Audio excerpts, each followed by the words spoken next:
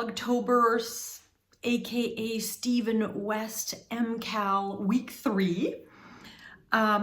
Just saw the clue, I just printed it out actually. And I'm not going to peek this time. I'm not peeking. So, very excited to get on to the next part. So what I do know is, because I just watched maybe the first 3 minutes of the clue 3 video, and then I stopped because I didn't want to know. But drum roll, we are starting section 3 of the shawl along, oh heck, do I have it right? Yes, along this edge. So this was scallop 1, scallop 2, scallop 3, scallop 4, scallop 6, that's 5 in the middle. We are starting it along this edge, and I guess it's gonna go that way. So look at this. Oh, does that make sense? That would make it a very short and narrow. See, the shape keeps getting me. What he did say is this section 3 is going to be where we feature color C. Now I made the decision to feature color 3, which is my color with the speckles, in the wavy part of the shawl. So I hope I haven't mucked that up, because you actually start with color C in this section, and it looks like it's going to be some sort of another stripy section, but I'm going to just read the instructions. There are 10 pages of instructions on clue 3, so I'm just going to read them and sort of get a sense of how much work is involved. But he did say at the very beginning of his video that this week was going to be an intense week. Okay, so I have just been reading through the instructions. There's 10 pages, and there's 2 sections to this. So this is why he meant it was going to be a bit intense. So section 1 looks like we're knitting what he's calling little triangles and little strips. He doesn't say the word little, that's me. And strips. And you're alternating a triangle and a strip and a triangle and a strip, and there are 9 strips and 9 triangles. And anywhere in here, we're allowed to play with mohair. So you can do anything you want with the mohair anywhere along, but that is the first section of clue 3. And that looks okay, so 9, so that's 18 pieces you're gonna knit there. And then section 4 is titled slip stitches. And there's a mohair dare in here too. And I'm trying to figure out how many stitches we're working, but it is not the largest. Oh, there's a lot. There's 50 rows. 50, so 50 some odd rows, maybe even more if there's any repeats. Is there repeats? Sorry, you're looking at the top of my head. I don't know if this is, so it's slip stitches, so I don't know if I'm gonna just have to read this a little bit further and get back to you. Hang on. Okay, so I read the section 4. I don't totally understand it, but we are, if I understood the little bit correctly. So section 1 of clue 3, we're doing triangles and stripes along this side. And then somehow in section 2 of clue 3, we're using the live stitches on the bottom of section 2, and we're doing some sort of, so we're continuing on with this. So if I'm here, and I'm doing something here that comes out this way, but then we are starting to work this side again. I do not understand the shape of this thing. I must have read it wrong. Oh well, stay tuned. Let me get knitting and see what happens. Okay, it's 6 o'clock at night and I've done a little bit and I'm gonna quit for the day because now I have to make dinner, but okay, I hope I'm starting on the right side. So clue 1, spoiler alert, okay, clue 1, this is what it's starting to look like. We're knitting down this side, so this is definitely the middle. And so this must be the wingspan. That's my guess. But this is now going to be the other triangle mirroring the sound waves or the scallops coming out this way. And how it's building is we did the one triangle and that was called stripe 1. This is stripe 2 and you had a different color and then your color C triangle, and this is stripe 3 and using color B, color D, color C. So at the top we're always going to end with this color, but I think what's happening with these stripes is now I start down here, the next for stripe 4 I start with the dark blue and then it's alternating, so you're going to end up getting rows of color. You're going to see this go all the way across and this color. So now I'm going to have navy blue and then this color will be here and then this color will be here. And so you're going to see these diagonals all the way. So interesting, loving it. It's fun to knit. It's not difficult at all.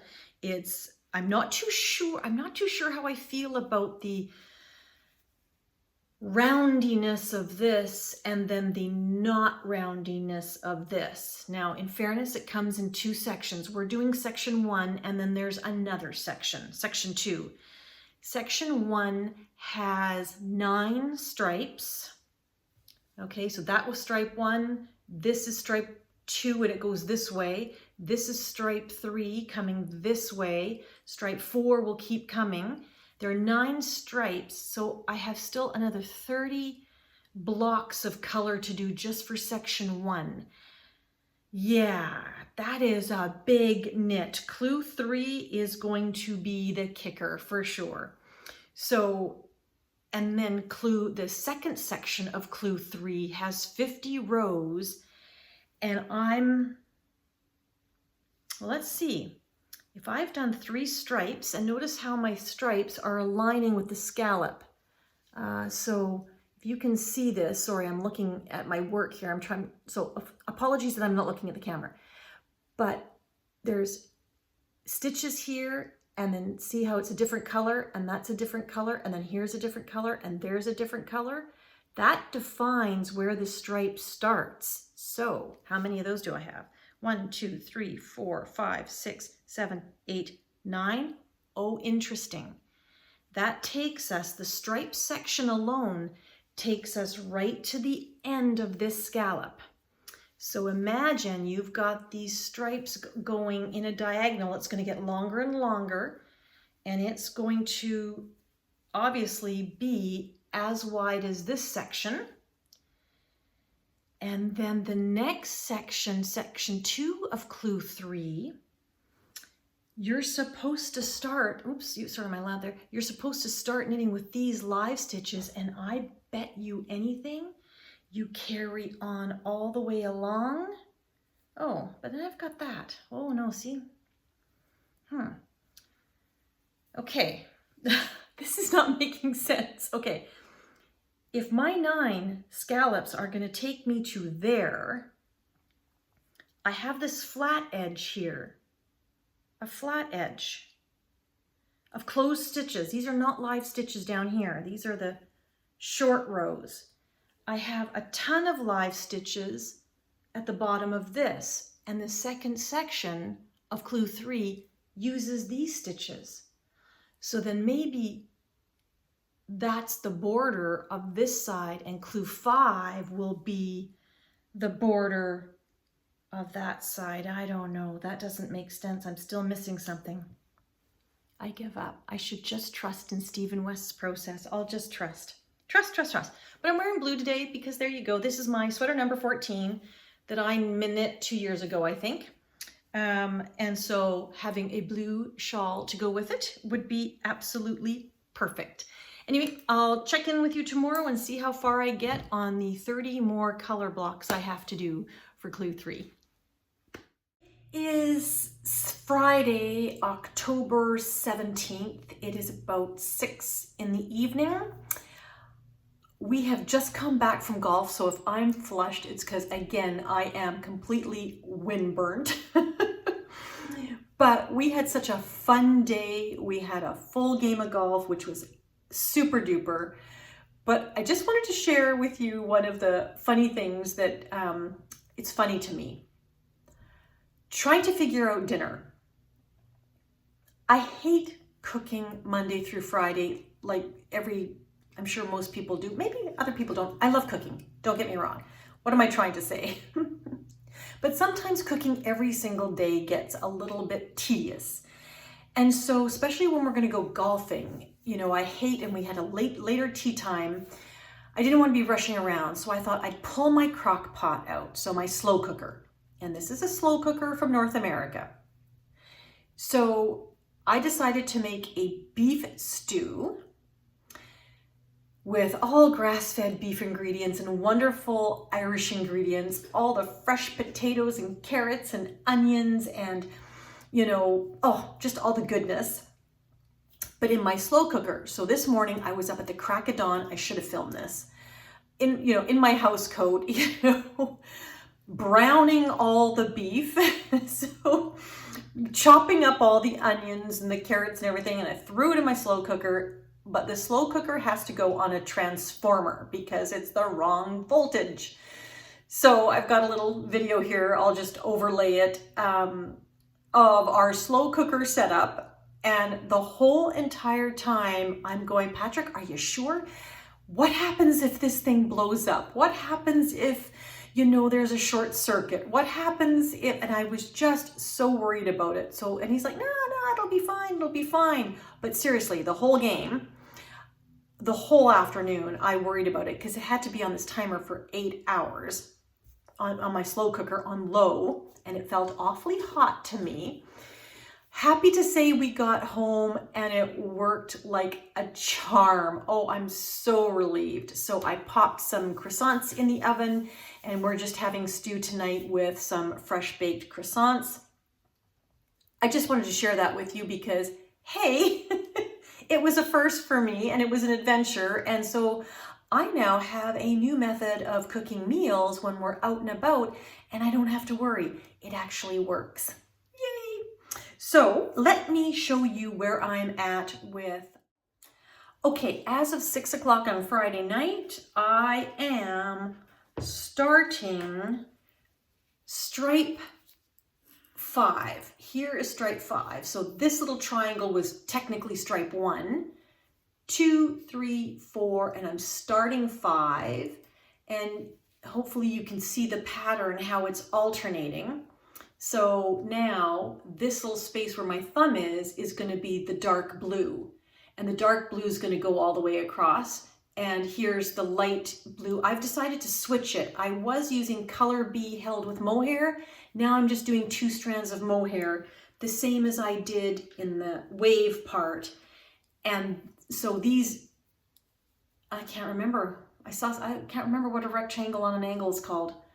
That's geometry for you. Somebody tell me. Rectangle on an angle. There's a word for it.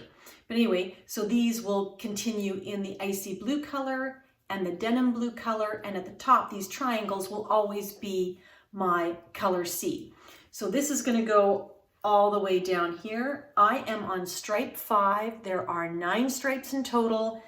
And I probably have about 25 more color blocks to do to finish section 1 of clue 3.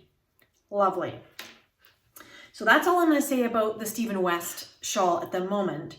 Tomorrow is Saturday the 18th, and I'm going to the Fiver Festival with Susan.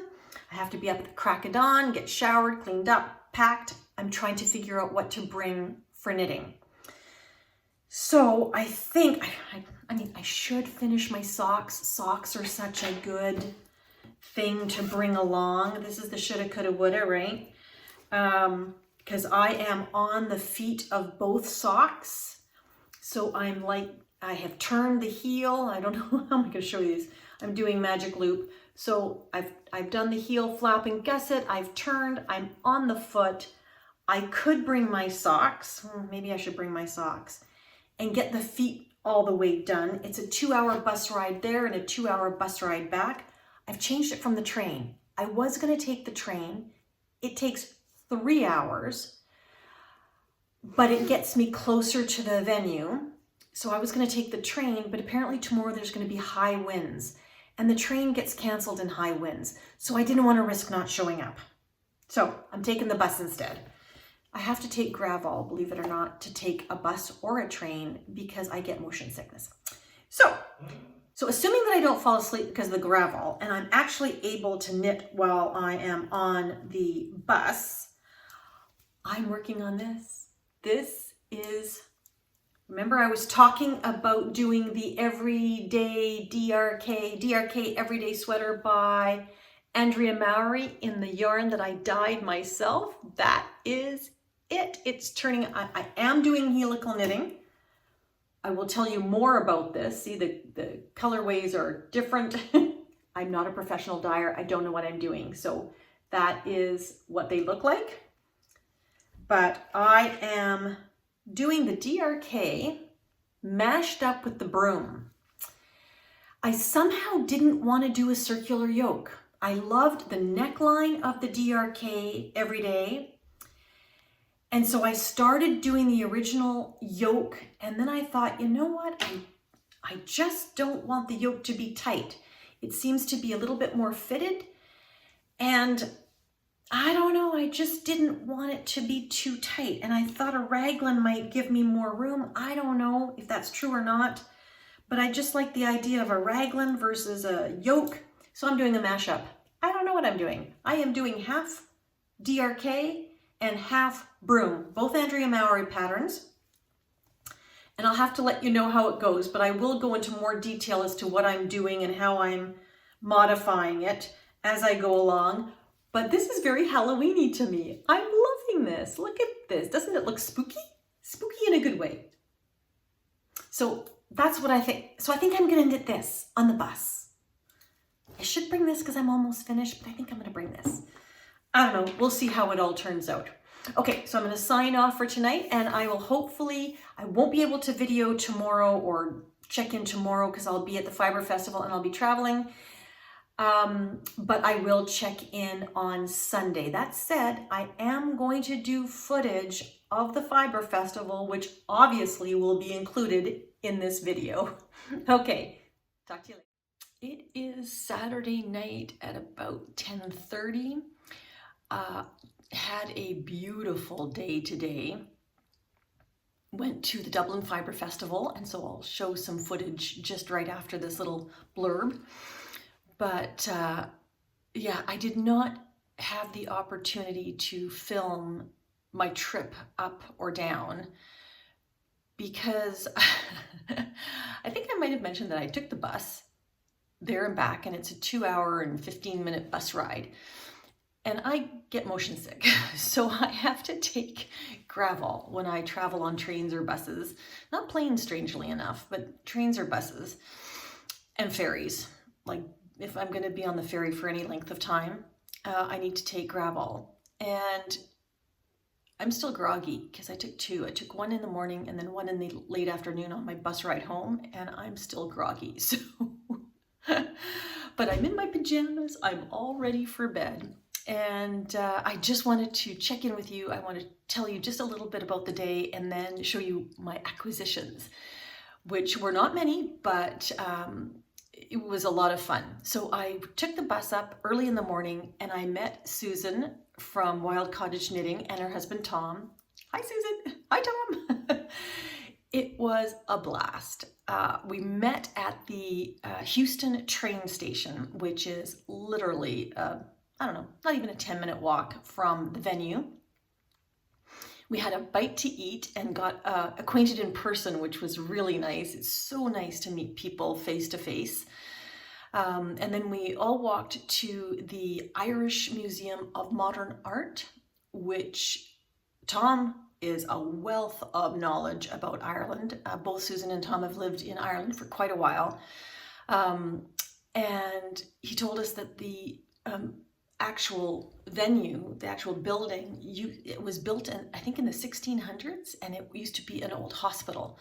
And it was a very, very cool place. I think I've got some video, a little bit of video of walking up to it. It's actually quite palatial in a way. And sorry, my voice is groggy because I'm still foggy.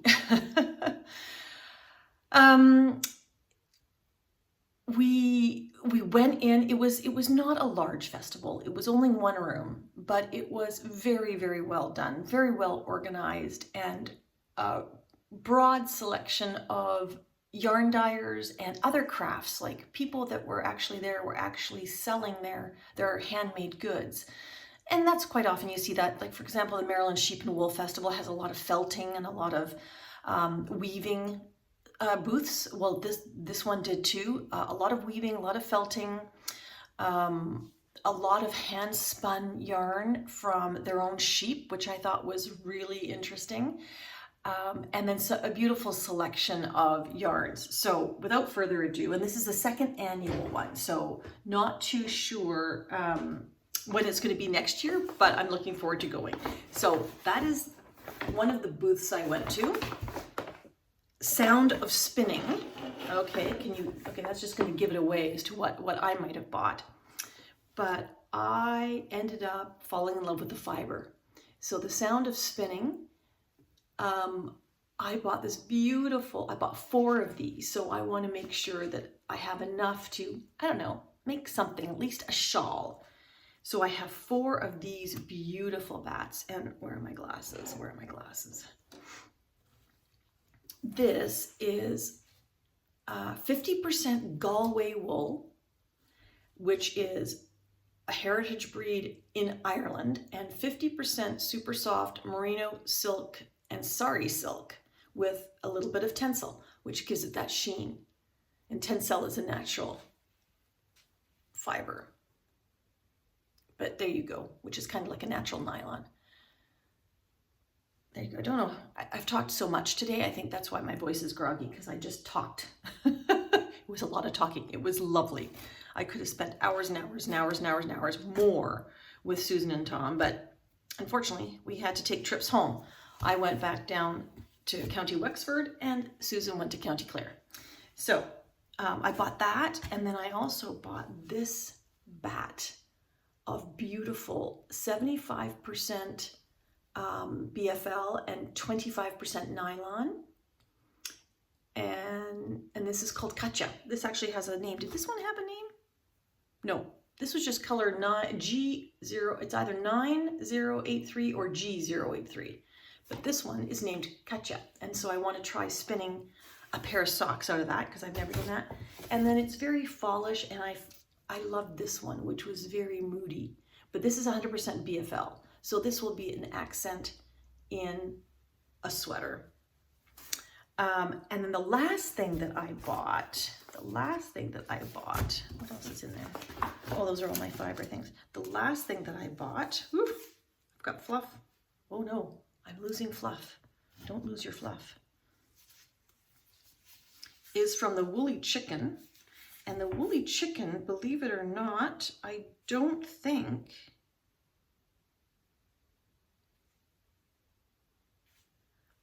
the Woolly Chicken, sorry, I'm looking down, but I think the Woolly Chicken isn't actually from Ireland. I think the Woolly Chicken is from Germany. Yeah, I think. Okay, so I go to a Dublin Fiber Festival and I end up falling in love with yarn from Germany. So look at these 2 beautiful skeins. These are absolutely wonderful. And I want to make a hat. I'm feeling the need to make hats. So, and that's pretty much inspired by Leanne from the Knitty Stew when she has been making her ribbed beanies. And I just keep thinking that that's the perfect travel I'm going to be doing a lot of traveling in the next little while, so it's the perfect project to take along on the plane. And I have this, and I also have a beautiful set of mohair and merino from Jess from Barcelona. Hi Jess, if you're watching. She gave to me that I want to make a hat, an Oslo hat. So maybe hats are in my future. Also hat are the Solda Teagues pattern. What's it called? The Musselburgh, which I've made before, which is a very good pattern. So one of those, I'm not too sure, but the woolly chicken. So those were my acquisitions. So I didn't go outrageous. I have to say I was quite pleased with my restraint, but it was a lot of fun. Definitely going to go next year. Who wants to miss a yarn festival? Not me. Except for the grab ball part. I mean, it was all pretty fantastic. So I just wanted to get you up on that, and now I'll show you a little bit of footage of the Barcelona. I've got Barcelona on the brain. That's coming up in November. And no, I won't be going to Barcelona knits, unfortunately. But that is it for today. I'm going to show you some footage of the Dublin Fibre Festival, and no more, well, there was no knitting for me today because I thought I could knit. Oh, that was the other thing I wanted to say. See, I'm groggy. I thought I was going to be able to get a lot of knitting done. And I brought my socks. That was the project I thought I ended up choosing. And I didn't bring it. I did not bring it. So, oh, well, I brought it. Sorry, I brought it. See, that's, oh my goodness. This is grab all, people. This is, oh. I did bring the socks, but I could not knit on the bus. I was just in a complete fog. So, needless to say, no knitting on Saturday, but that's okay. Tomorrow is a brand new day, and hopefully I will get more of Clue 3 done. So I'll check in with you tomorrow.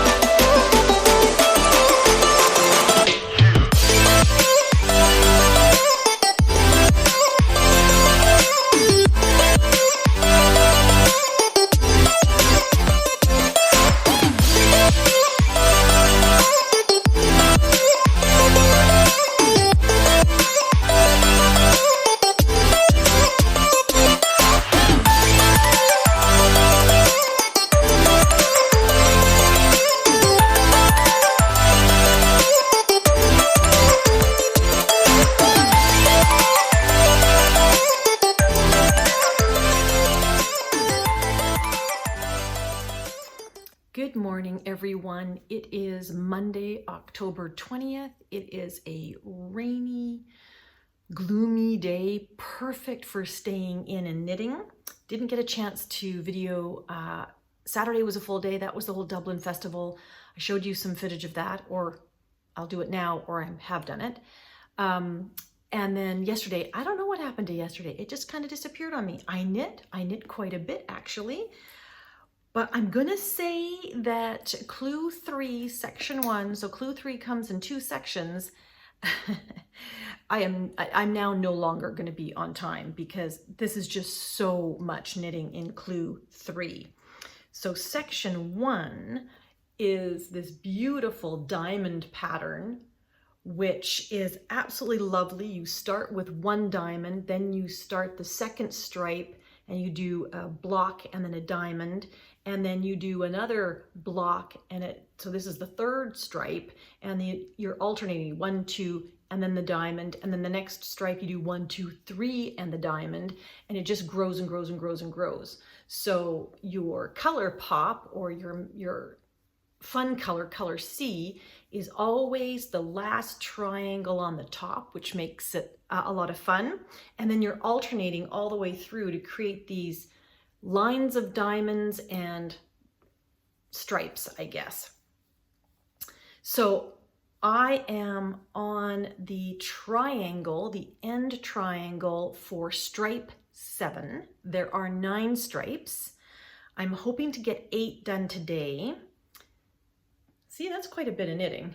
But what is really, the knitting itself is easy, it's fun, it's intuitive, it's potato chippy, but the challenge is the back. Look, I have woven in most of my ends already, but you're constantly cutting the yarn and changing colors, and that is a killjoy. That's a buzz killer, man, is all these ends. And I mean, the net effect is gorgeous, but you have to be prepared to sit with a nice cup of tea or a glass of wine or something and just weave in ends. I have been doing the Weave in Steven version, which just is, watch one of his videos. It's just he's twisting the ends over his working yarn as he goes along, and you end up weaving in the end as you go. And then all I do is I clip it to about there, and then once I block it, I'll retrim everything. But that said, there's still a lot I haven't done. There's still a lot, some of them it doesn't make sense to do the Weave in Steven section. And sometimes in between these sections, I'm left with a bit of a hole. For example, right here, like in between these, I've got a hole. So when I find that, at least I've got an end that I can use to sort of close up that gap. I don't have that gap in many of them. As a matter of fact, I think that might be the only one where I've got this noticeable hole. Yeah, I don't really notice it anywhere else. So I don't know what I did with that one in particular. Oh no, see there's another one that has a hole. And I think that that's probably, how do you show it? I think that that's probably just loose stitches in that section there. But what's nice about it is you have ends that you can use to weave in. The other place where I wove in is I had big holes where the welts were, where the welts ended and the I-cord edging of section 1 happened. So when the welt came, I would have a big hole. I've closed those all off now. I wove those in. Did I weave all of them? Okay, here's an example. See, here's an example. Here's a welt. And then, oh no, that one's not, nope, I lied. That one doesn't have the big hole. Where is the one that has a big hole? I think I wove them all in. Did I weave them all in? No, well, here you kind of see it. Here you see it. Okay, you have the welt here, and the I-cord is along here, but I've got this big hole. So when you block it, you're going to end up with this big hole. And so what I'm going to do is as I go along and I find them, I'm just weaving a little bit at the back with a coordinating color so you can't see it to close up those gaps.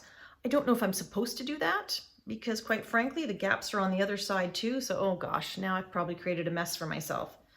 Yeah, see on the other side, all those holes are there too, where you have the welts. Oh Oh dear, hope you don't have to do anything. Maybe that won't matter because maybe that's the top. Yeah, that's the top of the shawl, so that won't matter as much. It was just along this seam that it looked odd. So I've closed that off. And as you can see, this is the wingspan again. So this is the center. I'm thinking this is the center of the shawl. This is one wing, and this is starting the second wing.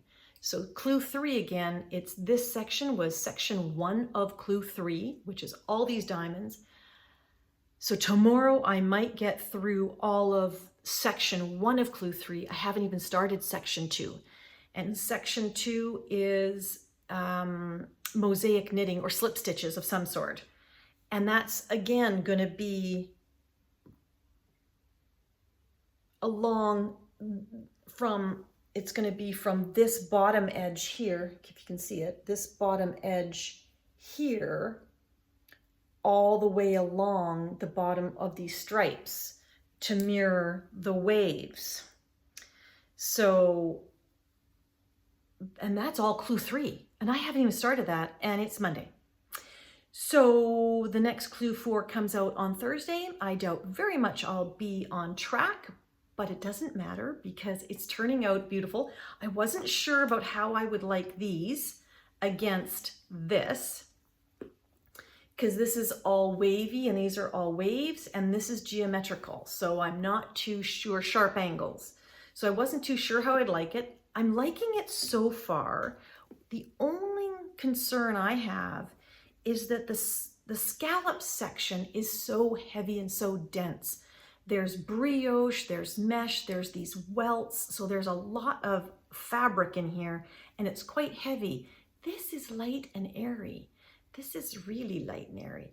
And so I'm hoping the mosaic or the slip stitches on the bottom of it add weight to balance it out, because this is quite heavy. This is quite light and airy. This is light and airy. So I'm not sure. Just that center panel seems to be interesting. So I don't know what's going to happen, but I'm going to continue on. We are using a lot of yarn. Like I'm getting down, where's one of my colors? One of my colors I'm getting a little concerned about. Like here's my navy blue. Like like my navy blue and my denim, I'm using quite a bit of those. You know, I seem to have more of my pop color C. I'm using a lot of mohair because I am not using color B at all. I am substituting it with double strand of mohair. So I used it in the welts, and in hindsight, I didn't have to. I could have just used the double strand of mohair because in here, I'm using just the double strands of mohair and it looks exactly the same. So I really didn't need to use this and I probably won't use it again. So just take that out of my bag. Yeah, so the yarn is definitely coming down, and now we've still got the mosaic section and we have the, what I'm assuming clue 4 is going to be is the border. I hope I'm not playing yarn chicken. This puppy might come into play at the end, who knows? So we'll have to see. But so far, loving it. And I'm just going to today, oh, I forgot to say that my sour cherries arrived. So I am actually going to prepare the fruit for my Christmas cake today. Yay! So I'll get to that and I'll check in with you a little bit later. Good morning for me. It is October 21st, Tuesday. And last night I completed section 1 of clue 3. All I'm going to say is that was a bit of a slog, but here it is.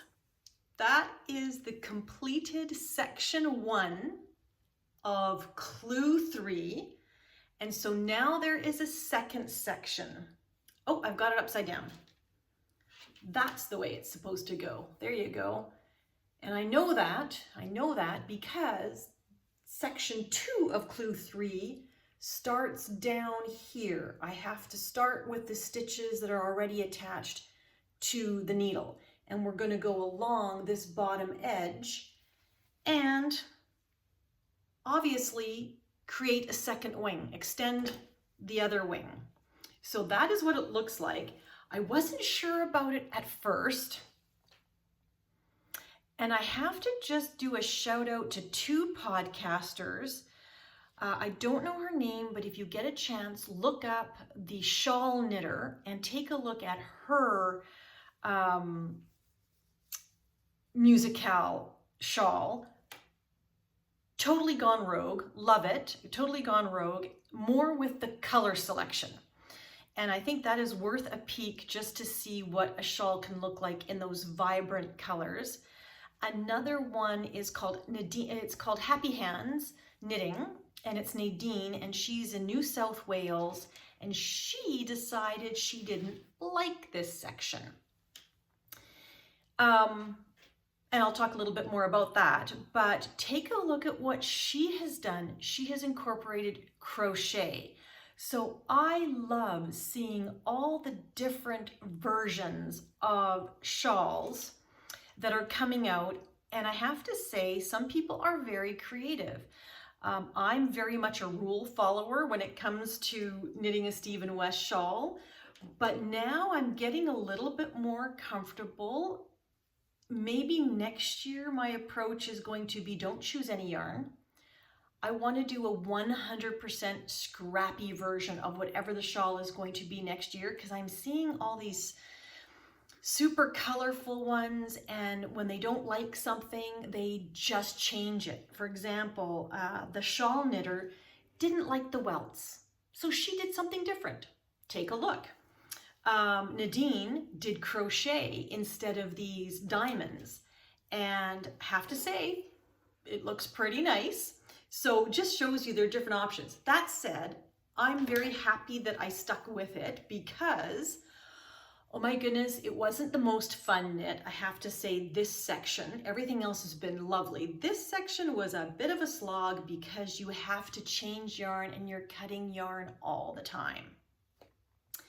This section alone, I timed myself on how long it takes me to do one block, and I timed myself several times, and on average it's about 16 minutes to do one little block of color. There's like 36 of them, and it takes me 12 minutes to do one of these little diamonds at the top. So what you are looking at is an accumulation of 12 hours of knitting. And that doesn't really include the times when I knit an entire block with the wrong color because I was just foggy, and a few other mishaps. And what I would say is a lot of people will knit it much more quickly than I do, but I make a lot of mistakes. Every single block, there must have been 3 or 4 times when I either missed an increase or forgot to knit 2 together, or put the knit 2 together on the wrong side, like I switched it back and forth. I was increasing on the one side and decreasing on the other when it should have been the other way around. So all that, this represents 12 hours of knitting. So think about that. If you are working, I am not, I'm retired, and it took me an entire week, well, basically an entire week. It took me 5 full days to find 12 hours of knitting time to do this. Went to the Dublin Fibre Festival on Saturday. Sunday, I barely knit at all. I knit a lot yesterday, I have to say. I caught most of this up yesterday. But if you're working 12 hours, that's 6 nights of 2 hours a night. That's a lot of knitting. So you're cramming it all on the weekend, and you only have the one weekend. That's a lot of knitting, and that's only section 1 of Clue 3. I haven't even done section 2 of Clue 3. So that's what I'm going to start on today. It will not be finished on time. That is a given. But yeah, it was a lot of fun. It was a lot of fun.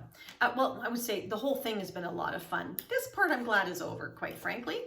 But I was worried about how light and airy this was going to be compared to this. Sorry, my needles are clacking around here. Try and get that noise out of there. But no, it seems to be balanced somehow. Like there's a lot of weight to this as well. This is definitely heavier and thicker, but I don't think it's going to be an issue.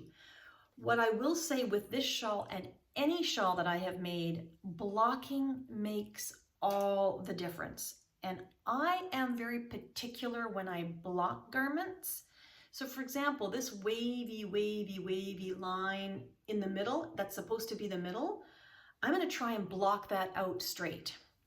I don't know if you can see it, but at the tip of every triangle here, there's an indent in my I-cord.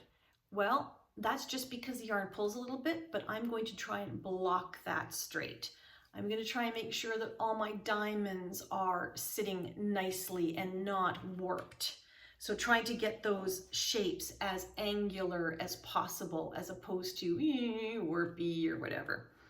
So I'm looking forward to blocking this when it's done, because I think it's gonna be a bit of a schlanket. I like myself a schlanket, because this is how big it is already. This is how big it is already. Look at this. This side is partially done.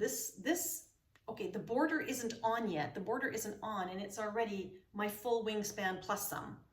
And this is just, look at that. Isn't that pretty? I think that is so intriguing. So where is it? The middle? That's the middle. Yeah, that's the way it's coming. Oh, look at that. Isn't that fun? Oh yeah, okay. So I'm getting his whole geometric vibe combined with the circular roundy vibe. I don't know what it means in terms of music, and I don't know what the reference is, why we have diamonds. They're not piano keys. I don't care. They do not look like piano keys. They look like diamonds. So this to me is more like, I probably call it a casino shawl. Maybe I'm going to call it my casino. Is casino a musical? No, it's not. But I should call it the casino, because this looks like a deck of cards to me. And these can be roulette tables. I don't know what that is. Maybe the horse races. But I'll call it my casino shawl. That's what it sort of reminds me more than music. I don't know. We'll have to see. Anyway, I'm going to get going and keep on knitting, and I'm going to start section 2, clue 3. Hi, it's 4:30 on Wednesday. It is a beautiful sunny day, and I am working my way through section 2 of clue 3. Now, I'm going to show you, I finished section 1 completely, and I've showed you that already. And so that pattern is called a harlequin pattern. I keep calling it diamonds, or I think Stephen West was referring it to as piano key-ish motif, but it's actually harlequin, right? That's kind of the way it looks. I think that pattern's called harlequin. So I finished clue section 1, and I am now on section 2, and I gotta laugh at this, so how do I show this to you? Section 2, here we go. Section 2 is short rows in sort of a beautiful basket weave slip stitch pattern, and you started way over here and did the first row up here. And this marker is now the marker where my short rows, where I'm turning my work now for short rows. So you can see that this area doesn't have all the colors. And now we're getting more and more stripes as we get closer to the end, because this is the second wing of the shawl. So this is the middle of the shawl right here. And this is the wing that we are working on. And so these stripes are going to get more and more and more. So it's going to get longer and longer and longer. But we're keeping this end quite narrow, because this is the bottom of the shawl. And it lines up with the other wing. So I don't know if I can show this. I won't be able to see what I'm doing, but is that sort of, yeah, you're seeing the bottom there now. So you see where the waves are, and now you also see where this basket weave is coming in. I love it. This part of this knitting is fun to do. It is very potato chippy. I'm not making mistakes. My stitch count is actually on. Who am I? I don't know. My stitch count is on. So yay, I'm enjoying this part a lot more. You're still cutting yarn, but it's not quite as intensive as the Harlequin part. But I laughed. There are 50 some odd rows on the pattern. And so I'm halfway through the 50 some odd rows, and I was thinking, oh yeah, Linda, you're gonna do good. You know, maybe you might not be able to finish it today, but maybe you can finish it tomorrow. And then outside of the repeat pattern of 50 some rows, there's a little paragraph at the bottom, and it says repeat rows 4 through 50 something one more time. And I'm like, no. So I'm nowhere near finished. I will not finish this by tomorrow morning when clue 3 comes out, or clue 4 comes out, but that's okay because I'm not too far off. And that second section of rows that I have to do, this, you know, the repeat, rows 4 through 50 something, they're just going to get shorter and shorter and shorter. So it probably will go really fast. I'm wearing an oldie but a goodie. This is my Raise the Woof by Casapinka. This is the very first color sweater, or color work sweater I ever did. It's the second sweater I ever knit, but it is the first color work sweater that I did. This was all scrap yarn. I bought this at Barcelona Knits in 2019, and I wanted to knit something, and this pattern came out, and I was missing my puppy, so I knit the Raise the Woof sweater. But it's an oldie but a goodie. And yeah, so that's, I don't know how I got onto that tangent. I'm losing it now. I don't know how I got onto that tangent. Anyway, so I have between this section, the Harlequin section, and the beautiful, look, I hope you can see that. It is very pretty. If you can see this basket weave, and all you're doing is rotating the 3 colors, and your pop color is the background. So I love it. And when I block it, I want to be careful not to block out too much of that particular pattern, because it's got texture to it, and I really, really like it. Yeah, it's a very interesting design. So I am loving this. I'm absolutely loving it. I didn't, like I said before, I didn't know how this geometrical stuff was going to go with the sharp angles. We're going to go with the wavy curves, but you know what? It is just stunning to me. Absolutely stunning. So super thrilled. I never got around to soaking my fruit, so that'll have to be next week. And yeah, we'll have to see how it goes. So that'll be me signing off for week 3 of the Stephen West MKAL, and I will catch you a week from now, and hopefully I'm wrapping up. So we're either gonna have 1 or 2 more videos, I'm not too sure. I'm either wrapping up the finished shawl, or it will be a progress update next week, and then I will do one final video with the overview of the shawl itself and the processes, and just a little bit of a repeat of the fun things and the challenging things. But that's it so far. And yeah, clue 3. I don't know how anybody can do all of that knitting in a week, but apparently people do, just not me. All right, everybody, I'll talk to you very soon. Take care.